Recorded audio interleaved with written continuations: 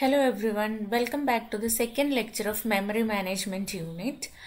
നമ്മൾ ഇന്ന് ഡിസ്കസ് ചെയ്യുന്ന കാര്യങ്ങൾ logical versus physical address space, dynamic loading, dynamic linking and shared libraries, overlays and swapping, ഇത്രയും കാര്യങ്ങളാണ് നമ്മൾ ഇന്ന് ഡിസ്കസ് ചെയ്യുന്നത്. അപ്പോൾ അതിനകത്തോട്ട് പോവാം. ആദ്യമേ തന്നെ ലാസ്റ്റ് ക്ലാസ്സിൽ നമ്മൾ പറഞ്ഞിരുന്നു ലോജിക്കൽ അഡ്രസ് എന്ന് പറഞ്ഞാൽ it is the address generated by the CPU ആണെന്നും that of physical address എന്ന് പറഞ്ഞിട്ടുണ്ടെങ്കിൽ this is the address seen by the memory unit ആണെന്നും പറഞ്ഞിരുന്നു. അതായത് this particular one is loaded into the MAR, memory address register of the memory. ഇനി compile ടൈമിലും load ടൈമിലെയും address binding മെത്തേഡ്സിൽ generate ചെയ്യുന്ന logical അഡ്രസ്സും physical അഡ്രസ്സും ഒന്ന് തന്നെയാണ്. ഓക്കെ, അതേസമയം എക്സിക്യൂഷൻ ടൈം അഡ്രസ് ബൈൻഡിങ്ങിൽ ജനറേറ്റ് ചെയ്യുന്ന ഫിസിക്കൽ അഡ്രസ്സും ലോജിക്കൽ അഡ്രസ്സും ഡിഫറെൻ്റ് ആണ്. നമ്മൾ ഇവിടെ ലോജിക്കൽ അഡ്രസ്സിൻ്റെ വെർച്വൽ അഡ്രസ്സ് എന്നും പറയാറുണ്ട് കേട്ടോ. ഇനി അഡ്രസ് സ്പേസ് അല്ലെങ്കിൽ ലോജിക്കൽ അഡ്രസ് സ്പേസും ഫിസിക്കൽ അഡ്രസ് സ്പേസും എന്താണെന്ന് നോക്കാം. ലോജിക്കൽ അഡ്രസ് സ്പേസ് എന്ന് പറഞ്ഞിട്ടുണ്ടെങ്കിൽ ഒരു പ്രോഗ്രാം ജനറേറ്റ് ചെയ്യുന്ന സെറ്റ് ഓഫ് ഓൾ ലോജിക്കൽ അഡ്രസ്സസിൻ്റെ ഒരു കളക്ഷനെയാണ് നമ്മൾ ലോജിക്കൽ അഡ്രസ് സ്പേസ് എന്ന് പറയുന്നത്. ആൻഡ് അതിന് കറസ്പോണ്ടിങ് ആയിട്ടുള്ള ഫിസിക്കൽ അഡ്രസ്സുകളുടെ ഒരു കളക്ഷനെയാണ് നമ്മൾ ഫിസിക്കൽ അഡ്രസ് സ്പേസ് എന്നും പറയുന്നത്. ഓക്കെ, ഇതാണ് ഇപ്പം നമുക്ക് ഈ ബൈൻഡിങ് മാപ്പിംഗ് ഒക്കെ ചെയ്യാൻ വേണ്ടിയിട്ട് നമ്മൾ ചെയ്യുന്നത്. ഒരു ഹാർഡ്വെയർ യൂണിറ്റ് യൂസ് ചെയ്യുന്നുണ്ട്, മെമ്മറി മാനേജ്മെൻറ്റ് യൂണിറ്റ്. അപ്പം അതിൻ്റെ ഒരു ഓപ്പറേഷനാണ് ഇപ്പോൾ ഇവിടെ കാണിച്ചിരിക്കുന്നത്. ഇപ്പം നമുക്ക് ഇവിടെ ഒരു എക്സാമ്പിൾ നോക്കുകയാണെങ്കിൽ ഇവിടെ നമ്മൾ ബേസ് രജിസ്റ്റർ എന്താണെന്ന് ഓർക്കുന്നുണ്ടെന്ന് വിചാരിക്കുന്നു. ബേസ് രജിസ്റ്ററിനെ നമ്മൾ റീലൊക്കേഷൻ രജിസ്റ്റർ ആയിട്ടാണ് കൺസിഡർ ചെയ്യുന്നത്. അപ്പം ഈ റീലൊക്കേഷൻ രജിസ്റ്ററിൻ്റെ വാല്യൂസ് യൂസർ പ്രോസസ് ജനറേറ്റ് ചെയ്യുന്ന അഡ്രസ്സുമായിട്ട് ആഡ് ചെയ്യും. എല്ലാ തവണയും ഈ യൂസർ പ്രോസസ് ജനറേറ്റ് ചെയ്യുന്ന അഡ്രസ്സും റീലൊക്കേഷൻ രജിസ്റ്ററിനകത്തുള്ള കണ്ടന്റും കൂടെ ആഡ് ചെയ്തിട്ടാണ് നമ്മൾ ഫിസിക്കൽ അഡ്രസ്സ് ജനറേറ്റ് ചെയ്യുന്നത്. എന്നിട്ട് അതിന് കറസ്പോണ്ടിങ് ആയിട്ടുള്ള ആ ഒരു ലൊക്കേഷൻ, അതായത് ഫിസിക്കൽ അഡ്രസ്സിലായിരിക്കും നമ്മുടെ പെർട്ടിക്കുലർ ഡേറ്റ ഉണ്ടായിരിക്കുന്നത്. ഓക്കെ, ഇപ്പം ഈ ഒരു എക്സാമ്പിളിനകത്ത് തന്നെ ഇപ്പം ബേസ് അഡ്രസ്സിന്റെ വാല്യൂ, അതായത് ഇപ്പം നമ്മൾ പറഞ്ഞു ബേസ് അഡ്രസ്സിന്റെ വാല്യൂ തന്നെയാണ് ഇവിടെ റീലൊക്കേഷൻ രജിസ്റ്ററിനകത്തും വരുന്നത്. അപ്പോൾ ഇവിടെ ബേസ് അഡ്രസ്സിന്റെ വാല്യൂ 14,000 ആണെന്ന് കൺസിഡർ ചെയ്യാം. ഓക്കെ, അപ്പോൾ ഒരു യൂസർ പ്രോഗ്രാം ലൊക്കേഷൻ 0 ആക്സസ് ചെയ്യുക എന്ന് പറഞ്ഞിട്ടുണ്ടെങ്കിൽ 14,000 റീലൊക്കേഷൻ രജിസ്റ്റർ റീഡയറക്ട് ചെയ്ത് പോകും. ഓക്കെ, അതായത് 0 എന്ന് പറയുന്നുണ്ടെങ്കിൽ ഇവിടെ 14,000 ഉദ്ദേശിക്കുന്നത്. ഇപ്പം നമ്മൾ 346 എന്ന് പറയുന്ന ഒരു ലൊക്കേഷനെയാണ് ആക്സസ് ചെയ്യാൻ ഉദ്ദേശിക്കുന്നതെങ്കിൽ ഇതിനെ മാപ്പ് ചെയ്തിട്ട് 14,346, അതായത് യൂസർ ജനറേറ്റഡ് അഡ്രസ്സും റീലൊക്കേഷൻ രജിസ്റ്ററിലെ അഡ്രസ്സും കൂടെ ആഡ് ചെയ്യുമെന്ന് പറഞ്ഞു. അപ്പം നമുക്ക് 14,346 എന്ന് കിട്ടും. അപ്പം ഈ അഡ്രസ്സിലേക്കാണ് മാപ്പ് ചെയ്യുന്നുണ്ടാവുന്നത്. ഓക്കെ, അതായത് യൂസർ പ്രോഗ്രാം ഒരിക്കലും റിയൽ ഫിസിക്കൽ അഡ്രസ്സിനെ കാണുന്നില്ല. അതായത് അങ്ങനെ ഒരു കാര്യം ഉണ്ടെന്നുള്ളത് യൂസർ പ്രോഗ്രാമിന് അറിയില്ല. അതായത് ഈ ഒരു പോയിന്റിങ് അല്ലെങ്കിൽ ഈ ഒരു ഓപ്പറേഷൻ നടക്കുന്നത് പ്രോഗ്രാമിനകത്തുള്ള ഒരു പോയിന്റ് ഒക്കെ യൂസ് ചെയ്തിട്ടാണ് ഈ ഒരു മാപ്പിംഗ് നടക്കുന്നത്. ഓക്കെ, അപ്പം നമുക്കിവിടെ രണ്ട് ഡിഫറെന്റ് അഡ്രസ്സുകളുണ്ട്. ലോജിക്കൽ അഡ്രസ് ഉണ്ട്, ഫിസിക്കൽ അഡ്രസ് ഉണ്ട്. ലോജിക്കൽ അഡ്രസ്സിന്റെ റേഞ്ച് എന്ന് പറഞ്ഞിട്ടുണ്ടെങ്കിൽ 0 മുതൽ ആ മെമ്മറിയുടെ സൈസ് എത്രയാണോ, മാക്സിമം സൈസ് എത്രയാണോ അതുവരെയാണ്. അതായത് 0 to മാക്സിമം സൈസ് ആയിരിക്കും. അതേസമയം ഫിസിക്കൽ മെമ്മറിയുടെ റേഞ്ച് എന്ന് പറയുന്നത് റീലൊക്കേഷൻ രജിസ്റ്ററിന്റെ കണ്ടന്റ് ബേസ് അഡ്രസ് പ്ലസ് 0 മുതൽ റീലൊക്കേഷൻ രജിസ്റ്ററിലെ കണ്ടന്റ് പ്ലസ് മാക്സിമം വാല്യൂ എത്രയാണോ അതുവരെ ആയിരിക്കും. ഓക്കെ, അതായത് നമ്മൾ ലോജിക്കൽ അഡ്രസ്സിൽ 0 to മാക്സിമം ആണെങ്കിൽ ഇവിടെ R+0 to R+max ആയിരിക്കും. R എന്ന് പറഞ്ഞാൽ റീലൊക്കേഷൻ രജിസ്റ്റർ. ഓക്കെ, ഇനി ഒരു കാര്യം കൂടെ ഉള്ളത്, നമ്മൾ ഒരിക്കലും യൂസറിന് അറിയില്ല എന്ന് പറഞ്ഞു. അപ്പം യൂസർ ജനറേറ്റ് ചെയ്യുന്നത് ലോജിക്കൽ അഡ്രസ്സ് മാത്രമാണ്. ആൻഡ് ഫിസിക്കൽ അഡ്രസ് എന്ന് പറയുന്ന ഒരു കോൺസെപ്റ്റിനെ പറ്റിയിട്ട് ബോധേഡ് അല്ല. ഓക്കെ, അപ്പോൾ 0 മുതൽ മാക്സ് വരെയാണ് ഈ റേഞ്ച് എന്നുള്ളതാണ് എപ്പോഴും വിചാരിക്കുന്നത്. ഓക്കെ, ഇനി ഡൈനാമിക് ലോഡിംഗ് ആണ് അടുത്തത് പറയാനുള്ളത്. ഡൈനമിക് ലോഡിംഗ് എന്ന് പറഞ്ഞിട്ടുണ്ടെങ്കിൽ ഇവിടെ ചെയ്യുന്നത് ഇതൊരു മെമ്മറി മാനേജ്മെന്റ് സ്കീമാണ്. ഇവിടെ ചെയ്യുന്നത് എന്താണെന്ന് വെച്ചാൽ ഒരു റുട്ടീനെ ലോഡ് ചെയ്യുന്നത് ആ റുട്ടീനെ കോൾ ചെയ്യുമ്പോൾ മാത്രമാണ്. അല്ലാതെ ആ പ്രോഗ്രാമിനെ ലോഡ് ചെയ്യുമ്പോൾ മൊത്തമായിട്ട് ഒരു പ്രോഗ്രാമിനെ മൊത്തമായിട്ട് ലോഡ് ചെയ്യല്ല. റുട്ടീൻ എന്ന് പറഞ്ഞാൽ എന്താണ്, ഒരു ഫംഗ്ഷൻ പോലെയൊക്കെ നമ്മൾ കൺസിഡർ ചെയ്യാം. ഓക്കെ, ഇപ്പം ഏറ്റവും സിമ്പിൾ ആയിട്ടുള്ള ഒരു എക്സാമ്പിൾ പറയുകയാണെങ്കിൽ, ഇപ്പം ഏറ്റവും ബേസിക് ആയിട്ട് ഇപ്പോൾ ഒരു C പ്രോഗ്രാമിനകത്ത് നമുക്കൊരു കാൽക്കുലേറ്ററിൻ്റെ പ്രോഗ്രാം ഉണ്ട്. ഇത് ഏറ്റവും ബേസിക് എക്സാമ്പിളാണ്.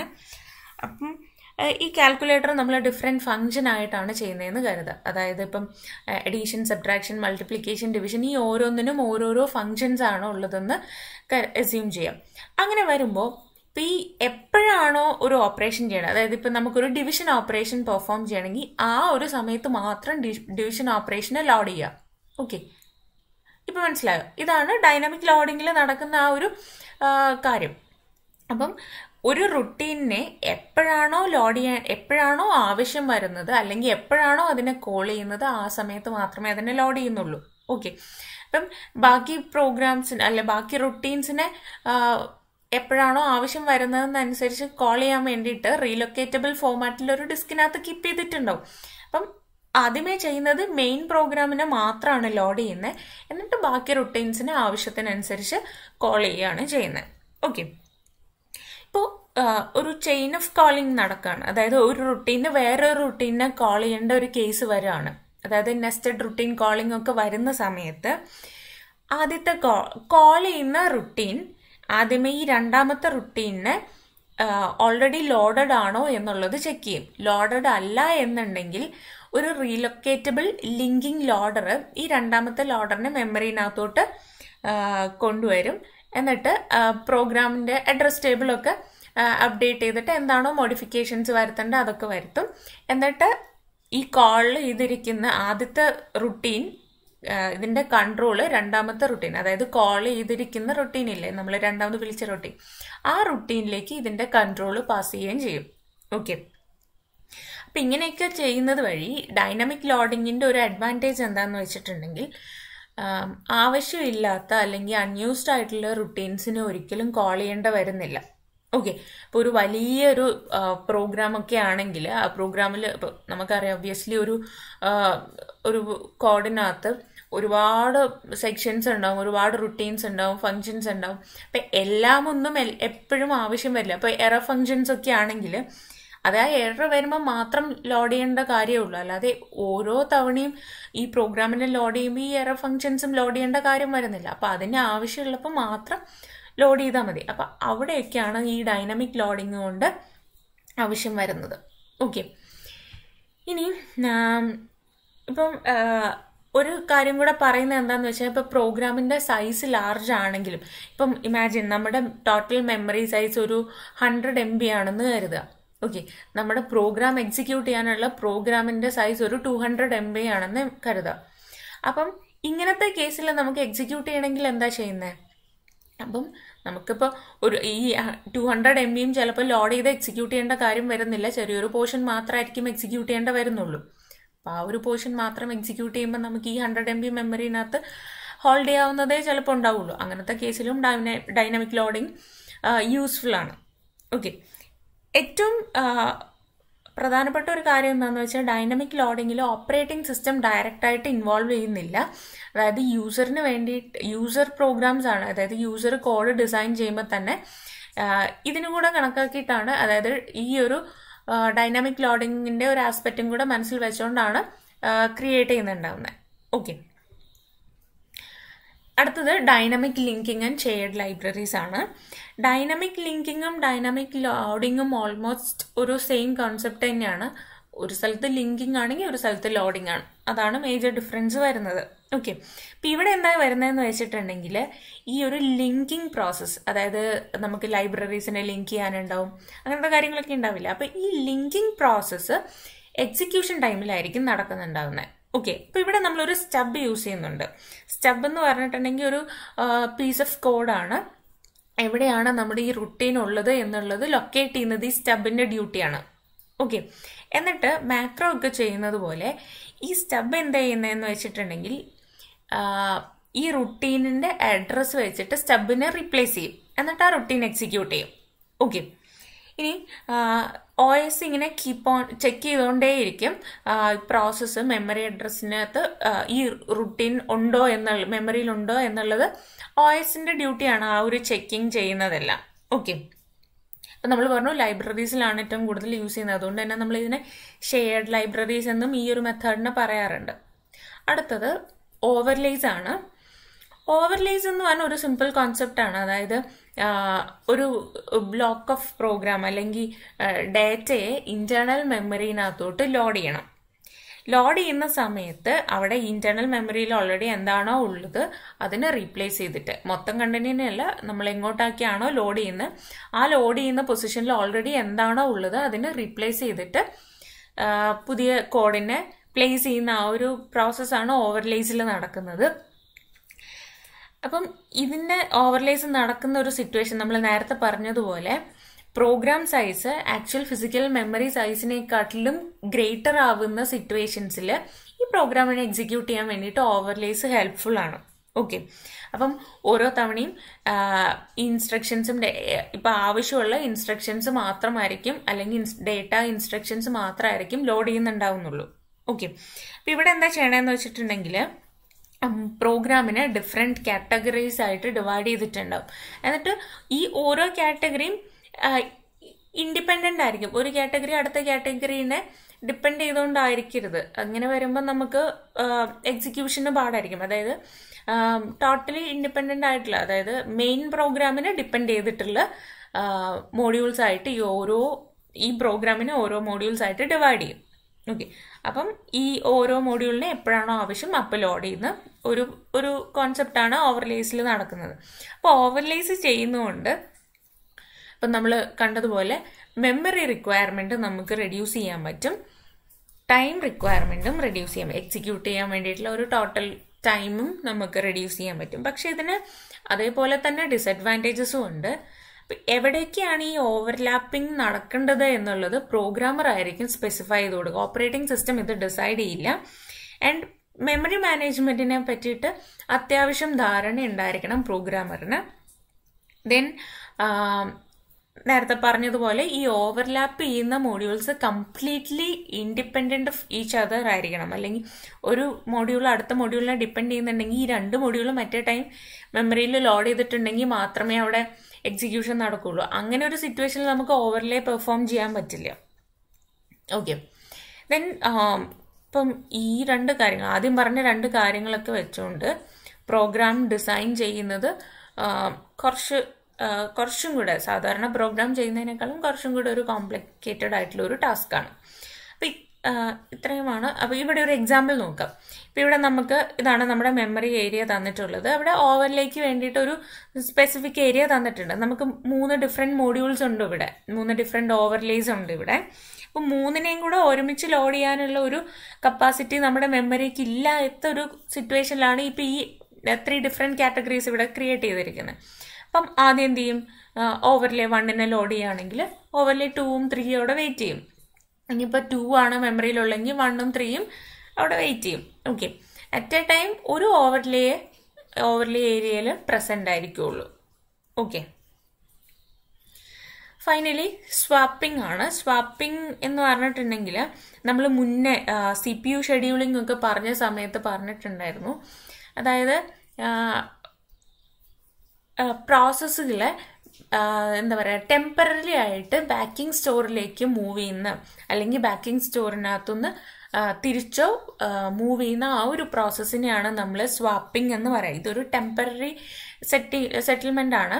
അതായത് ഒരു പ്രോസസ്സിനെ മെമ്മറിനകത്തുനിന്ന് ഇപ്പം നമ്മൾ പ്രിയോറിറ്റി ഷെഡ്യൂളിംഗ് ഒക്കെ പറഞ്ഞ സമയത്ത് നമ്മൾ കണ്ടിട്ടുണ്ടായിരുന്നു. ഒരു പ്രോസസ്സിനെ എക്സിക്യൂട്ട് ചെയ്തുകൊണ്ടിരിക്കുന്ന സമയത്ത് അതിന്റെ എക്സിക്യൂഷൻ സ്റ്റോപ്പ് ചെയ്തിട്ട് അടുത്തതിനെ ലോഡ് ചെയ്യുന്ന കാര്യങ്ങളൊക്കെ പറഞ്ഞിരുന്നു.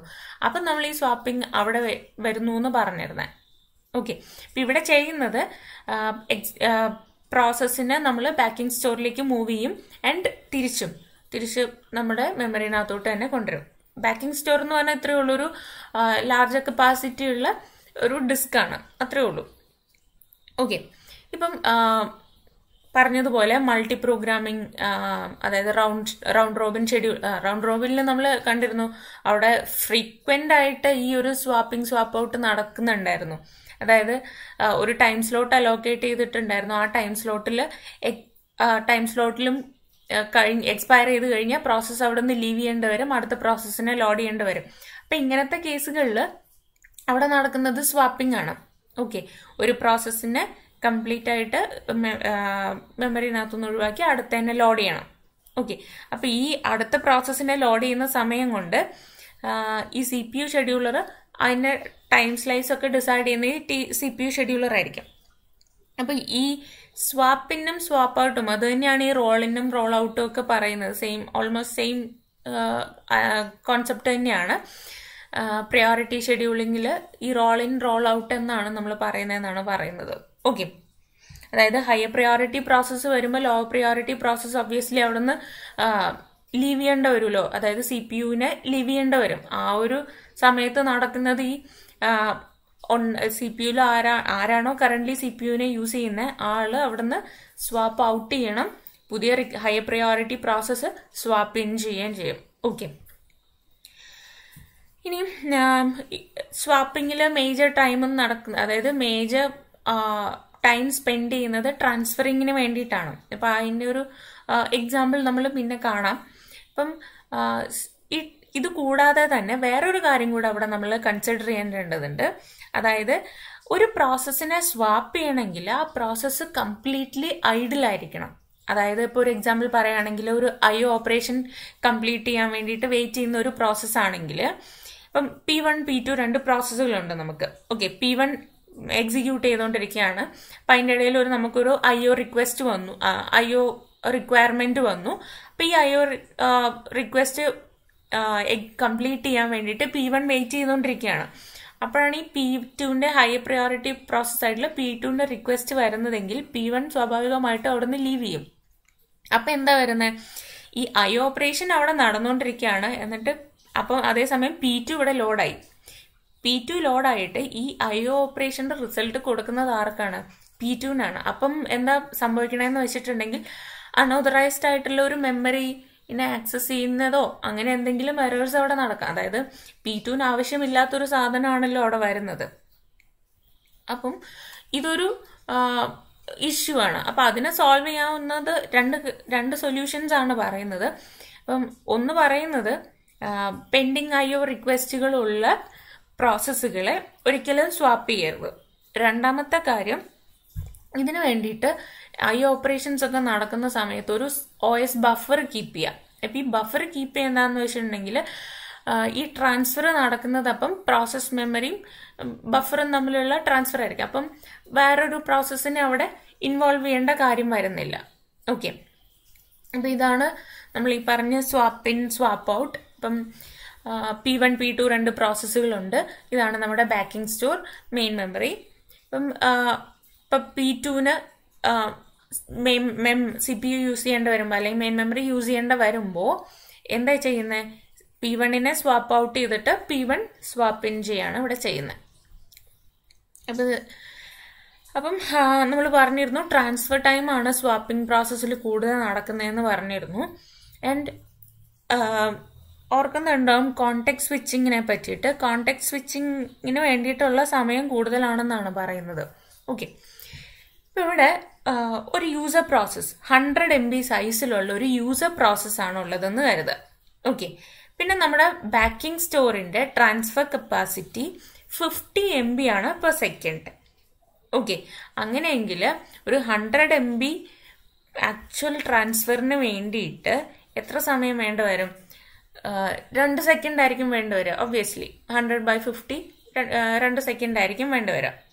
അപ്പം ഒരു ആവറേജ് ലേറ്റൻസി 8 മില്ലി സെക്കൻഡും സ്വാപ്പ് ടൈം 2008 മില്ലി സെക്കൻഡും ആണെന്ന് കരുതുക. അപ്പം എന്താ വരിക? ഡബിൾ ആയിരിക്കും അല്ലേ? സ്വാപ്പ് ഇൻ സ്വാപ്പ് ഔട്ടിന് വേണ്ടിയിട്ട് വരുന്ന, അതായത് ടോട്ടൽ സ്വാപ്പ് ടൈം വേണ്ടി വരുന്നത് ഇതിന്റെ ഡബിൾ ആയിരിക്കും, 4016 ആയിരിക്കും വേണ്ടി വരിക. ഓക്കെ, അപ്പൊ ഇതാണ് പറയുന്നത്. അതായത് സ്വാപ്പിങ്ങിൽ ട്രാൻസ്ഫർ ടൈം കൂടുതൽ വേണ്ട വരും എന്നാണ് പറയുന്നത്. ഓക്കെ, അപ്പൊ ഇത്രയാണ് പറയാനുള്ളത്. Thank you.